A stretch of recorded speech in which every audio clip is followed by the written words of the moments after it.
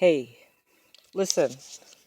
So, there's a couple of feral cats that come around, and they love to live underneath my deck, and I've avoided getting involved, but as I was sitting out here, one of them came by, so I made a little plate.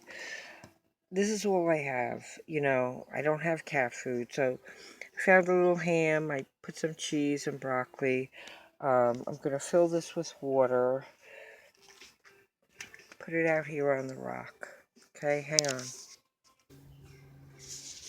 Alright, so I don't like to come out here because ticks, but leaving this for the cat. Now, as you can see, the deck is a perfect place for animals. Ooh, I have to check out what this is. Gotta check out what this is. But the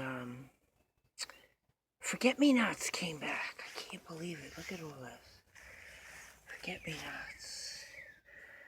Ooh. These are like wild forget-me-nots. I gotta find out what that is.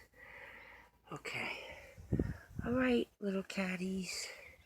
See, they can go under there very easily, so later.